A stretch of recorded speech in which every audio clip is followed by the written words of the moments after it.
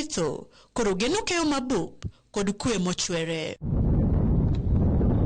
Millicent Adhiambo, Ramogi TV. Kodhimbele nyakora mgajwang joriemb apiko mawuok e boma Nairobi nitiere kod to ewi chenro mar wilo apiko matiyo kod mauta kod mago matiyo kod tieko stima kata teko stima mane piny owacho lando dweni. Giwacho ni onge ler magiseyudo ewi chenro ma onego chakre dwe mar 9 higani kata bang' bedo kod romo mar joriemb apiko kod jatend piny Kenya William Ruto. Kata mana nyinge jomoko pod kia. Anang'eyo mana pikipiki achiel mana mar ampasand ni kende, lakini modong awinjo ni kia moko kia nyingi kia ang'o pok ang'egi. Paro no dhi nyisowa ni pikipiki no kele at which cost?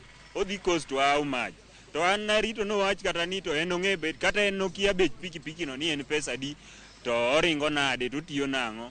An ng'ama na winjo kotemo guzia mana matin en mana Sakaja kende gavana mar Nairobi. Mane ng'ama na winjo kotemo guzia wach pikipiki no. Lakini mheshimiwa nodhi onyisowa mana ni en okelo pikipiki mar electric, odwani mondo wakawe, odwani mondo water matiyo gi fuel, mondo miwa matiyo gi electric. In which way?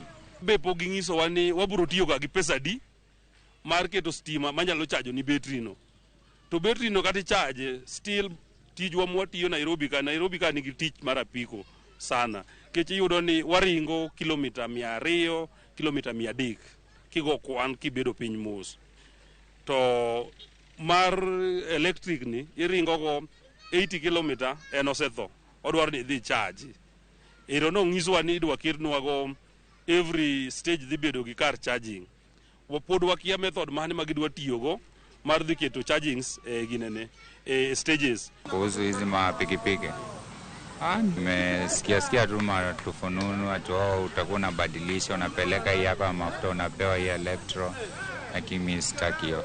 Mimi na prefer tu yangu nibaki na